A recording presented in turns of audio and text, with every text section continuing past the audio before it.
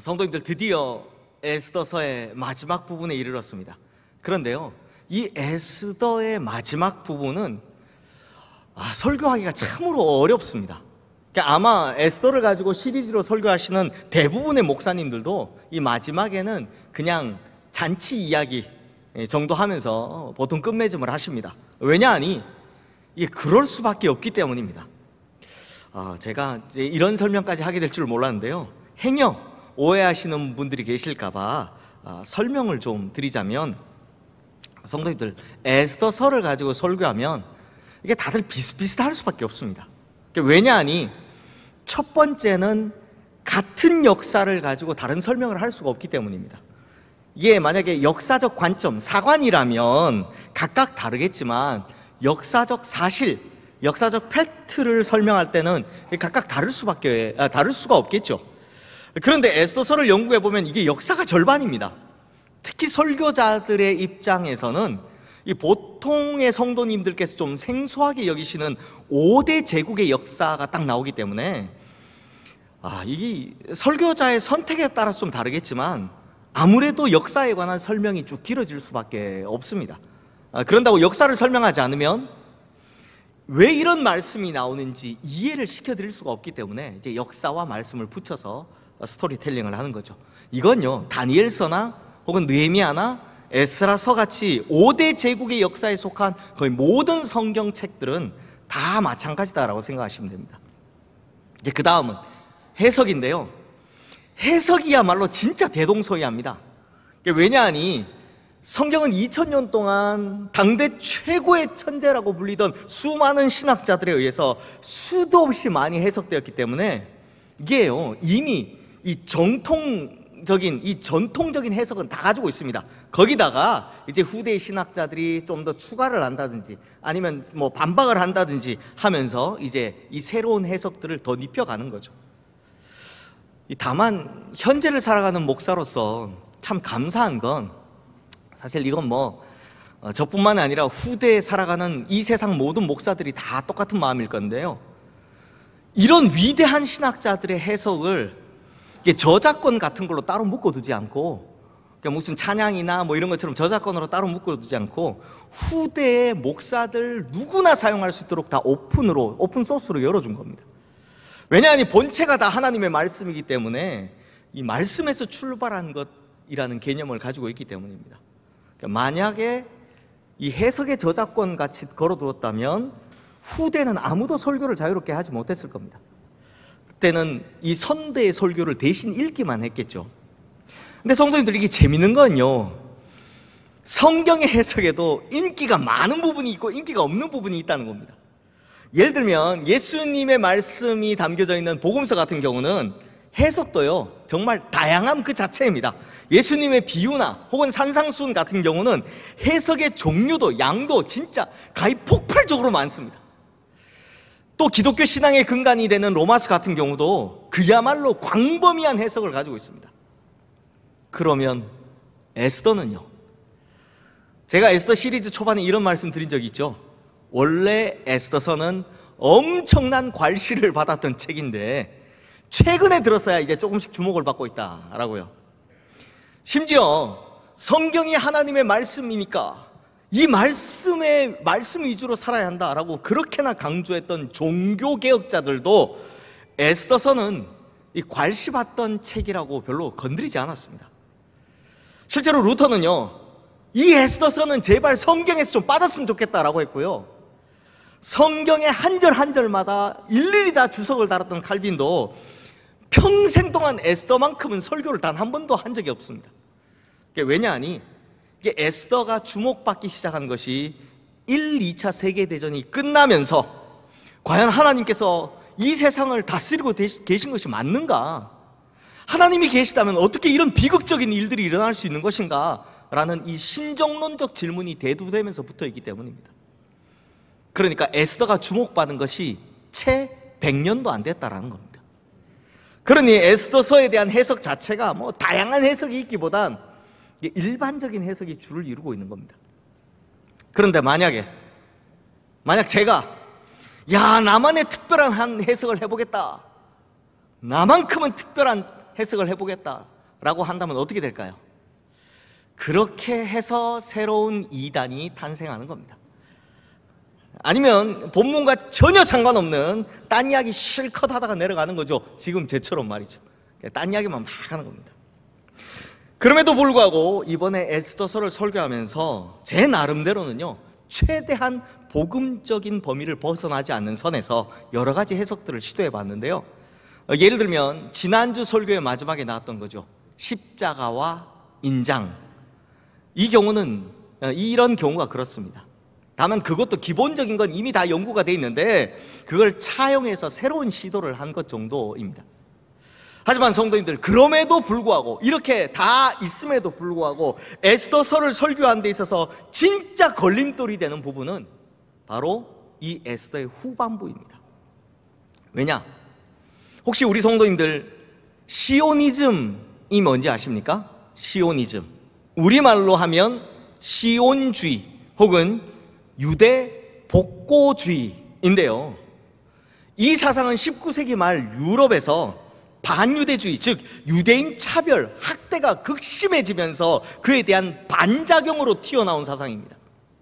아마 역사에 조금이라도 관심이 있으신 분들이라면 이게 유대인 박해가 19세기뿐만 아니라 유럽의 기독교가 전파된 이후부터 내내 이 유대인 박해가 있었다는 걸 아실 겁니다. 디아스포라 유대인들, 그러니까 나라가 망하고 흔적도 없이 사라지는 바람에 갈 곳이 없어서 전 세계에 다 흩어져 살던 유대인들이죠. 이들을 디아스포라 유대인들이라고 부릅니다. 그런데 이제 유럽의 기독교인들이 보기에는, 그러니까 당시 유럽은 거의 다 기독교 국가니까요, 거의 모든 유럽인들을 말하는 겁니다. 그런 유럽인들이 보기에 유대인들은 예수를 죽인 원흉인 겁니다. 내가 믿는 예수님 죽인 원흉들인 겁니다. 그래서 저주를 받아서 나라도 망하고 저렇게 떠돌아다닌다라고만 생각을 하는 거죠. 그러다 보니 유대인들에게 이 유럽인들이 어떻게 했냐, 농사 지을 땅 요만큼도 안 주는 겁니다. 땅 한 평도 안 내주는 겁니다. 그러니 유대인들은 어쩔 수 없이 이 농촌이 아니라 도시로 몰려들 수밖에 없었고요, 그리고 거기서라도 먹고 살아야 되니까 당시에 아무도 하지 않았던 고리대금업에 손을 대기 시작하는 겁니다. 이제 유럽인들도 이렇게 생각하는 겁니다. 성경에서 돈 빌려주고 이자 취하는 고리대금업 하지 말라라고 했으니까 뭐 그런 거는 저 저주받은 유대인들이나 하게 놔둬라, 그냥 그러면서 그걸 하게 내버려둔 겁니다.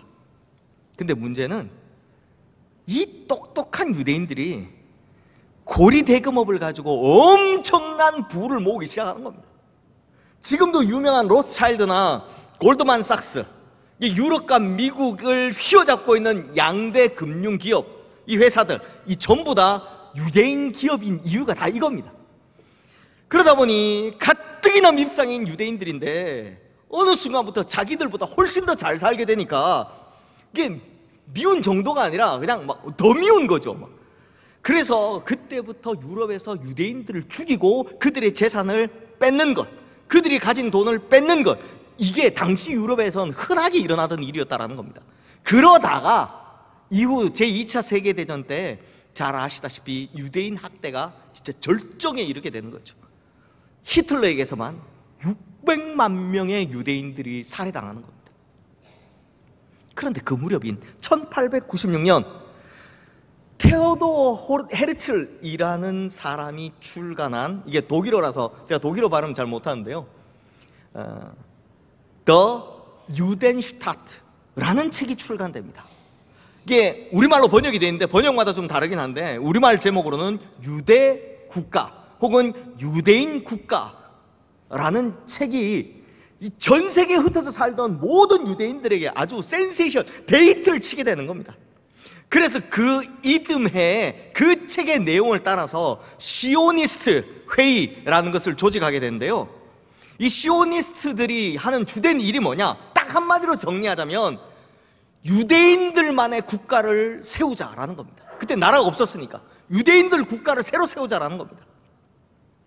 성도님들 혹시 이거 알고 계셨는지 모르겠는데, 만약에 안중근 의사가 이토 히로부미를 저격하지 않았더라면 무슨 일이 벌어졌을까? 그 중에 하나가 우리나라 북쪽인 만주 땅에 유대인들이 들어올 뻔했습니다. 그때 시오니스트들이 이제 전 세계에서 자기들 정착할지를 찾는데 최종 후보에 올라왔던 몇 나라 중에 하나가 일본이었거든요. 그래서 그때 한참 일본과 접촉하고 있었고, 그때 일본 총리가 누구였다? 이토 히로부미였는데 그걸 안중근 의사가 암살해버린 겁니다. 그래서 저는 참 안중근 의사가 참 감사하다라는 생각이 듭니다. 고맙다라는 생각이 듭니다. 왜냐하면 안 그랬다면 지금 저 중동에 있는 저 시끄러운 일들이 어디에서 일어났다? 우리나라 북쪽에 있는 저 땅에서 계속 일어났을 거기 때문에 참 감사하다는 생각을 합니다. 그런데 잘 아시다시피 영국의 벨포어 선언으로 인해서 유대인들은 그들의 조상들이 살던 약속의 땅, 지금의 이스라엘 저 땅으로 이제 돌아오게 된 겁니다. 그런데 건국을 딱 선포한 날부터 바로 중동 전쟁이 시작되죠. 그렇게 전쟁을 4번이나 치르고도 아직도 끝나지 않아서 지금도 저러고 있는 겁니다.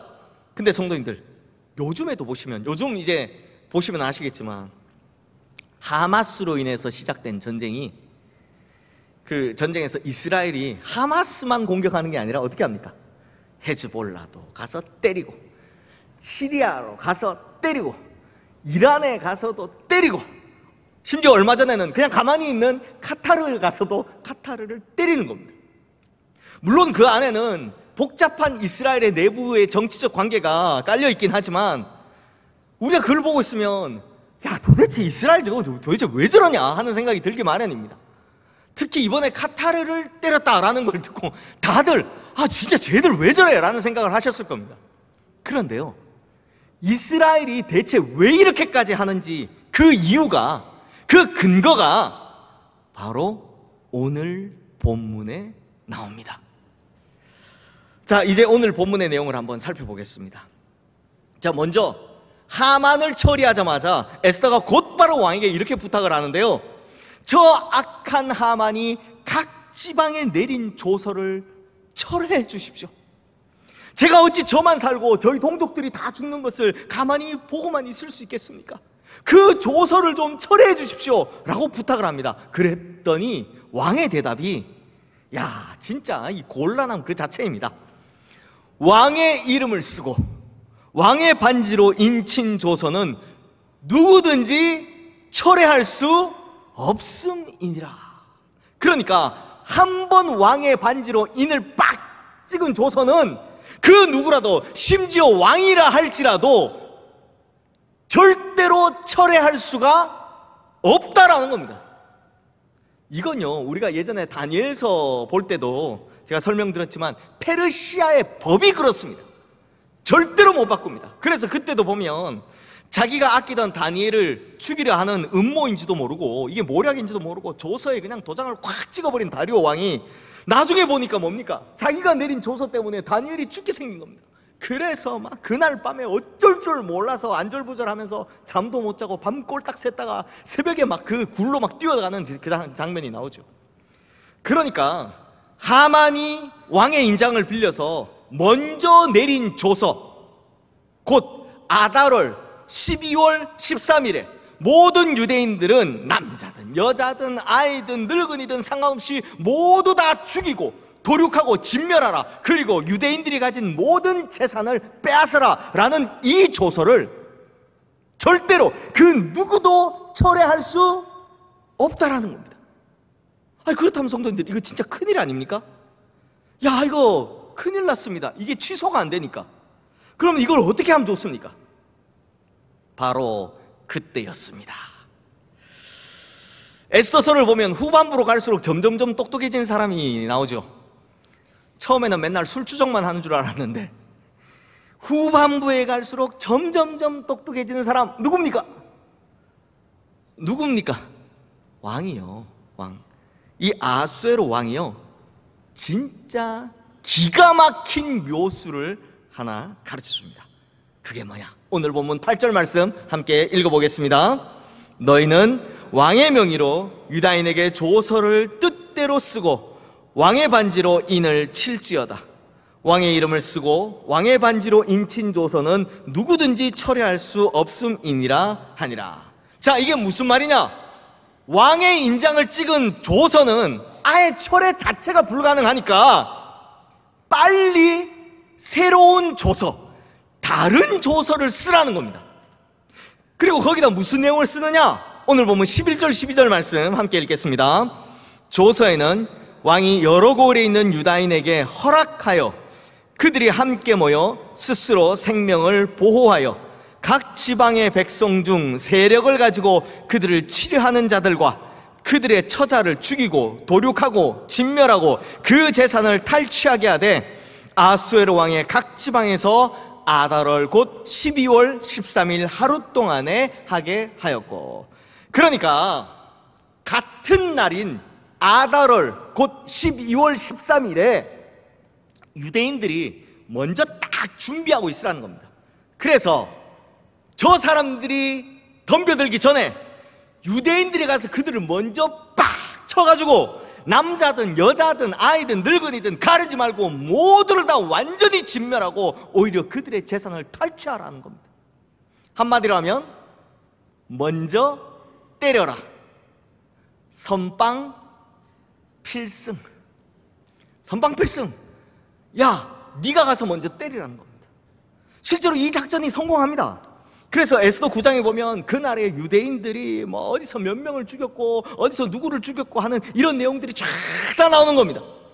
그러니 지금 유대인들, 특히나 시오니스트 같은 막 극단적인 이 원론주의자들이 지금도 이걸 똑같이 따라하는 겁니다. 어떻게 한다고요? 상대가 나를 건드리기 전에 먼저 때리라. 선빵 필승. 그러니 그냥 가서 막 쥐어 때리는 겁니다.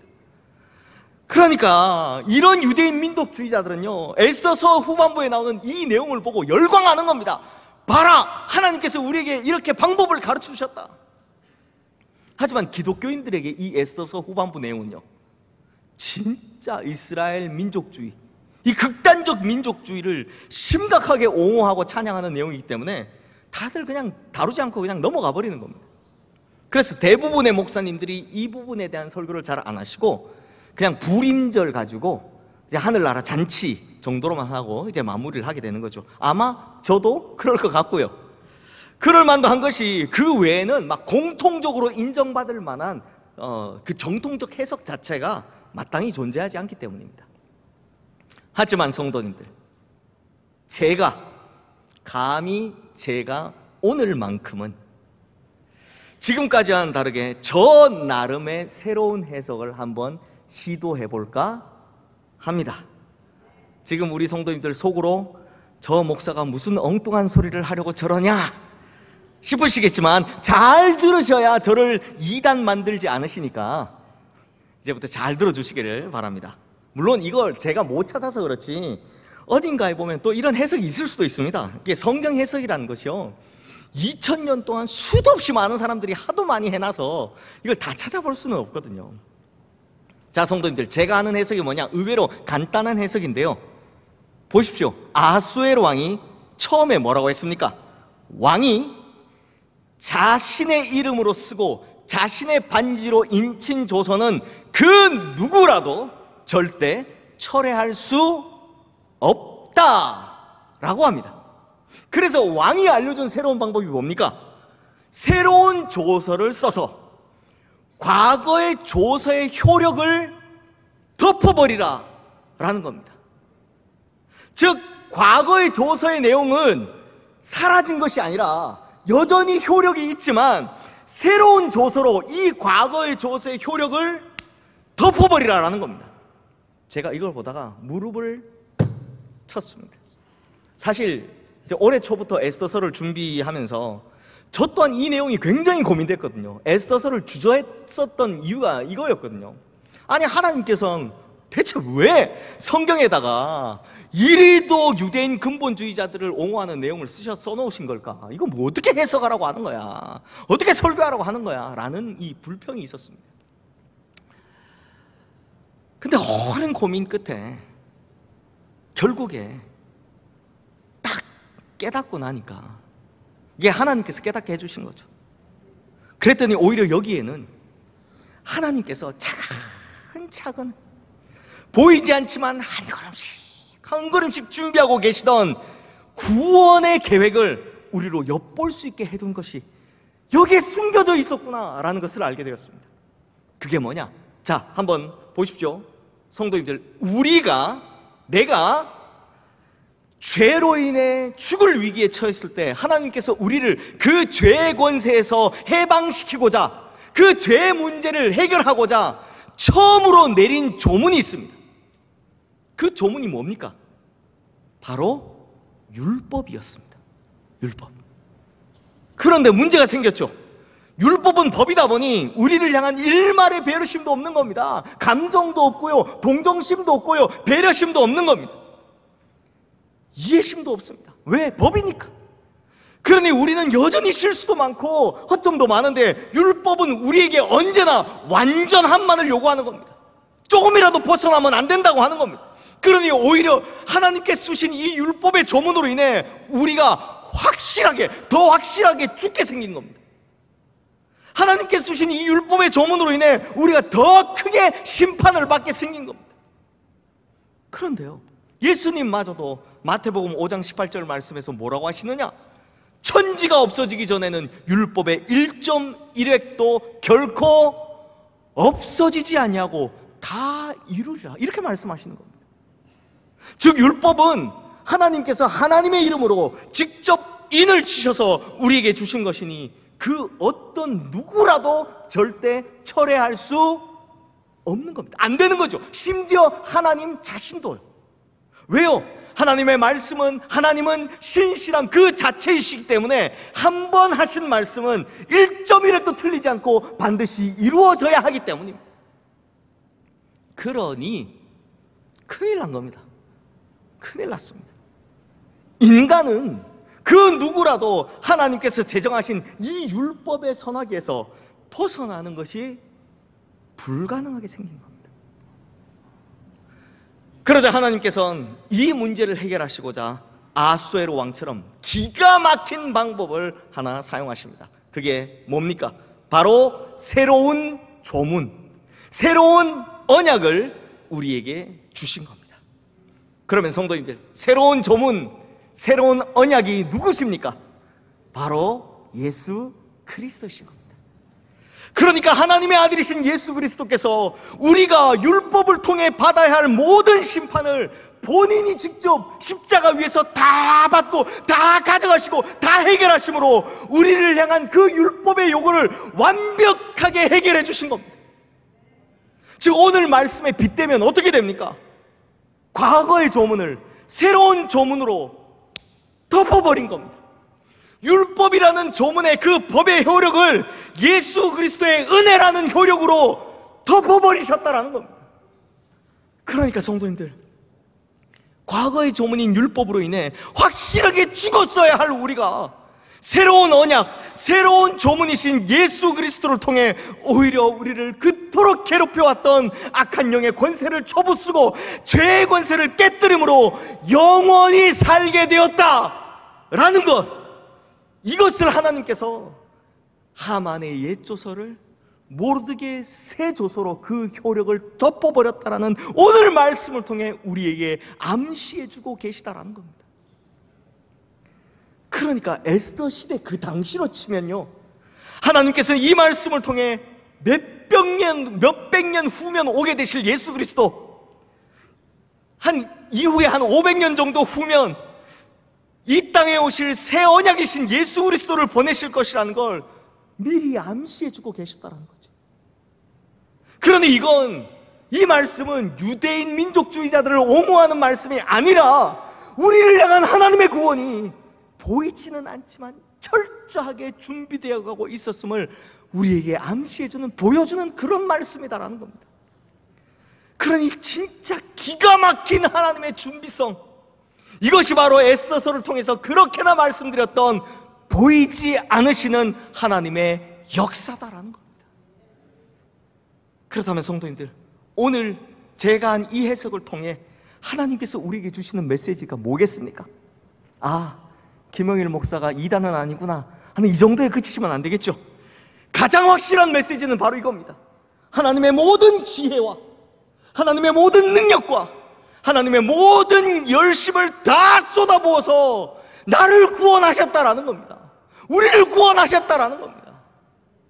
그러니 나를 향한 하나님의 구원의 계획은 절대 우연이 아니었다라는 겁니다. 어쩌다 일어난 일이 아니라는 겁니다.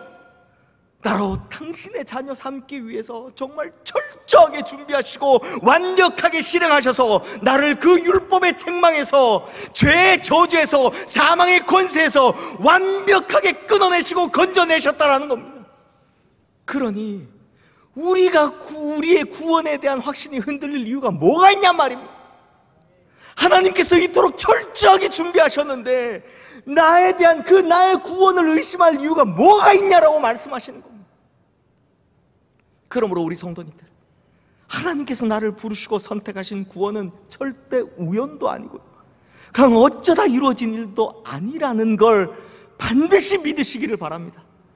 하나님께서 나를 구원하심은 철저한 하나님의 계획 속에 있었고 완벽한 하나님의 섭리였음을 확실히 믿으셔서 아프거나 혹은 힘들거나 혹은 내 마음대로 내 뜻대로 잘 안 되거나 하는 등등 그 어떤 어려운 상황 속에서도 구원에 대한 확신만큼은, 천국에 대한 확신만큼은 절대로 흔들리지 않으시는 우리 모든 성도님들 되시기를 주님의 이름으로 축원합니다. 기도하겠습니다. 하나님 아버지, 오늘 말씀을 통해 나를 구원하심이 결코 우연이 아니라 하나님의 놀라운 계획과 섭리이심을 깨닫게 됩니다. 그러니 이제부터는 나 하나를 구원하시기 위해 하나님의 모든 지혜를, 하나님의 모든 능력을, 하나님의 모든 열심을 쏟아부으셨음을 확실히 믿게 하여 주시옵소서. 이 벌레 같은 나 하나 구원하시기 위해 하나님의 모든 것을 다 쏟아부으셨음을 확실히 믿게 하여 주시옵소서. 그러니 우리에게 닥쳐오는 상황 따위에 이 믿음이 흔들리지 않게 하여 주시옵소서. 이 믿음을 반석 위에 세워서 불어오는 폭풍 속에서도 든든히 이겨내게 하여 주시옵소서. 나를 향한 하나님의 구원하심과 저 좋은 나라 천국을 바라보미 세상 풍파 따위에 결코 흔들리지 않게 하여 주시옵소서. 우리를 구원하시기 위해 자신의 모든 것을 다 쏟아부으신 우리 주 예수 그리스도의 이름으로 기도드리옵나이다. 아멘.